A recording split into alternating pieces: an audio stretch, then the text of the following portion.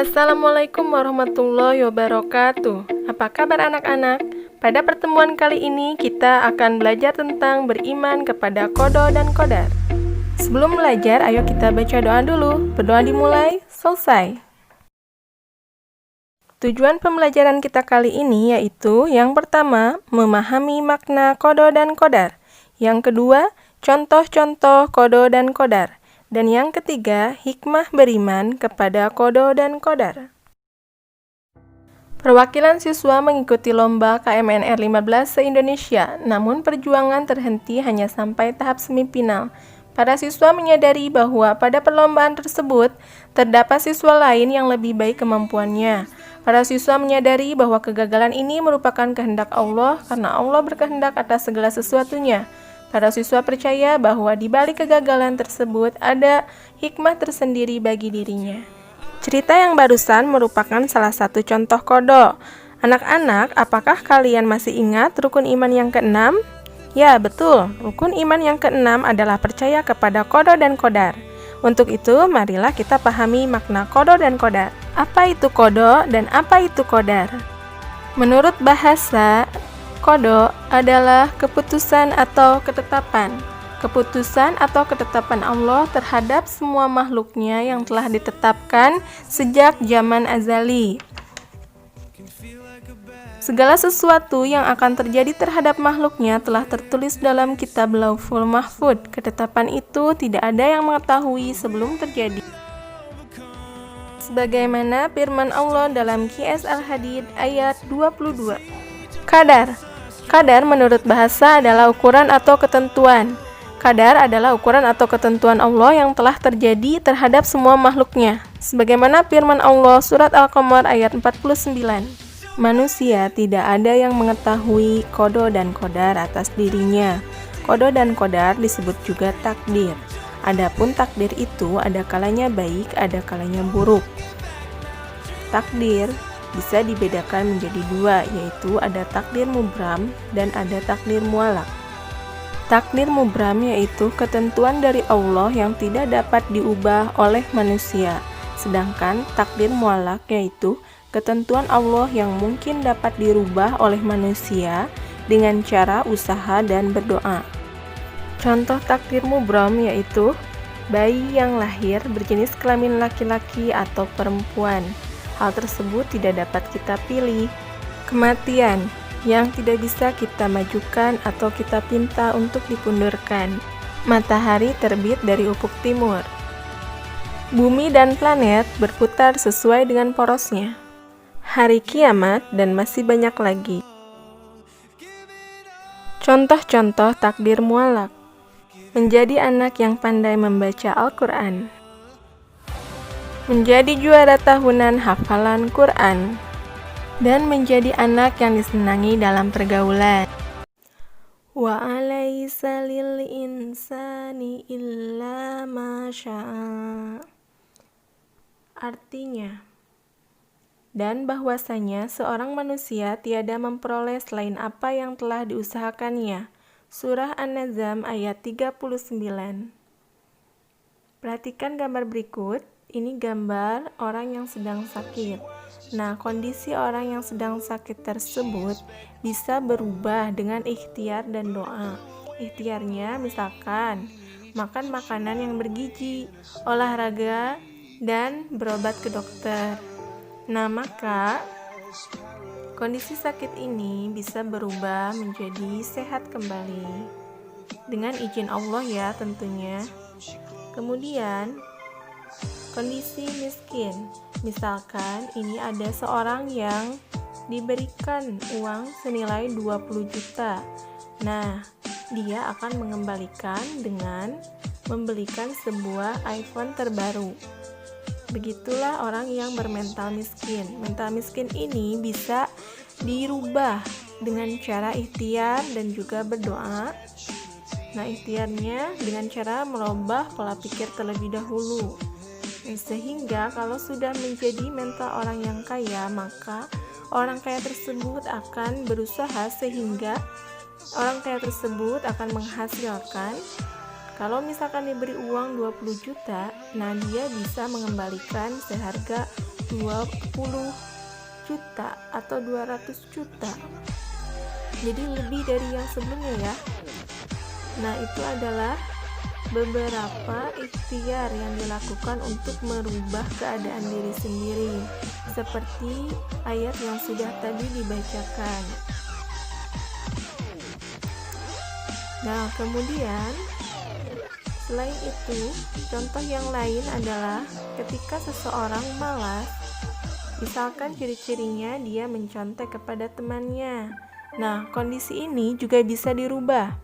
Dirubahnya dengan cara tentu saja belajar, kemudian ikhtiar yang lain dengan cara berdoa, atau mungkin juga bisa les, atau bertanya ke teman, atau lebih sering bertanya kepada guru, berkonsultasi ya, seperti itu. Sehingga, nah setelah rajin belajar dan dia berkeinginan kuat, maka dia akan mendapatkan hasilnya, yaitu kondisi yang berubah, dia menjadi lebih pandai, bahkan bisa menjadi juara kelas. Nah, contoh perilaku beriman kepada qada dan qadar, yaitu yang pertama, rajin beribadah kepada Allah Subhanahu wa Ta'ala. Yang kedua, belajar atau bekerja dengan sepenuh hati. Yang ketiga, menerima ketetapan Allah Subhanahu wa Ta'ala dengan lapang dada. Yang keempat, belajar dengan sungguh-sungguh agar pandai. Yang kelima, selalu meningkatkan potensi diri. Contoh perilaku beriman kepada qada dan qadar antara lain, yang pertama, bersungguh-sungguh berusaha dalam kehidupan ini. Jika kita terus berusaha dengan rajin, maka kita akan mendapatkan hasil yang kita inginkan. Misalkan mendapatkan uang yang berlebih atau kebebasan secara finansial. Berbeda dengan yang malas, maka dia tidak akan mendapatkan apa yang dia inginkan. Selanjutnya, yaitu yang kedua, sabar dalam menghadapi cobaan. Kondisi sakit atau kondisi cedera, terluka, kena musibah seperti itu, nah itu akan membuat kita menjadi berputus asa. Tetapi dengan beriman kepada qada dan qadar, kita akan menjadi sabar dan menerima ketentuan dari Allah. Semakin tinggi derajat seseorang, semakin tinggi pula ujian dan cobaan yang Allah berikan kepadanya. Jadi, cobaan yang menimpa kita harus kita sikapi dengan lebih bijak, dengan lebih tenang, dengan lebih jernih, bahwa itu adalah bentuk kasih sayang Allah, dan kita harus mencari hikmah di balik kejadian tersebut. Nah, yang ketiga, yaitu senantiasa selalu berserah diri atau bertawakal. Terutama dalam kondisi pandemi seperti sekarang ini ya. Kita bertawakal, tapi sebelum tawakal tentu saja kita harus usaha terlebih dahulu dengan pencegahan dan juga kegiatan-kegiatan yang bisa menjadikan kita terjauh dari corona ini. Misalkan senantiasa memakai masker, senantiasa mencuci tangan, dan membawa hand sanitizer kemanapun. Begitu ya.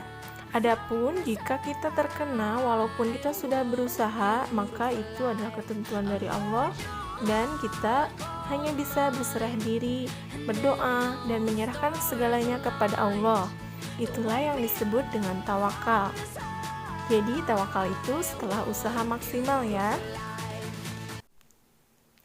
Qul inna sholati wa nusuki wa mahyaya wal mamati lillahi rabbil alamin. La syarika lahu wa bidzalika umirtu wa ana awwalul muslimin. Artinya, katakanlah sesungguhnya sembahyangku, ibadahku, hidupku, dan matiku hanyalah untuk Allah, Tuhan semesta alam. Tiada sekutu baginya, dan demikian itulah yang diperintahkan kepadaku, dan aku adalah orang yang pertama-tama menyerahkan diri kepada Allah. Itu adalah surat Al-An'am ayat 162 sampai 163. yang mengajarkan kita untuk senantiasa berserah diri atau bertawakal ya. Nah, mari kita simpulkan pembelajaran kita kali ini, yaitu yang pertama, belum sempurna keimanan seseorang jika belum beriman kepada qada dan qadar. Hikmah beriman kepada qada dan qadar membuat kita bertawakal dan bersyukur. Mari kita melakukan refleksi. Apa yang sudah kalian pelajari hari ini? Maukah kalian menjadi manusia yang beriman kepada qada dan qadar? Nah, anak-anak, demikianlah pembelajaran kita. Dilanjutkan dengan tugas PABP-nya ya. Tugasnya yaitu, berilah tanda centang pada kolom kata takdir mubram dan takdir mu'allaf yang sesuai dengan kalimat pada kolom peristiwa berikut ini. Silahkan dikerjakan. Kemudian yang kedua, tugasnya yaitu mengerjakan uji kemampuan tentang beriman kepada qada dan qadar pada buku paket halaman 53-55 bagian A, B, dan C. Selamat mengerjakan. Jangan lupa ada pendaftaran di SD Kita Al-Uswa dan SMP Kita Al-Uswa. Sudah dibuka ya, silahkan kunjungi di www.pesantrentahfidzaluswacianjur.com. Anak-anak, tinggalkan absen sebagai kehadiran dengan like dan komen hadir di kolom komentar. Baiklah, jazakumullahu khairan khairan for watching. Thank you. Assalamualaikum warahmatullahi wabarakatuh.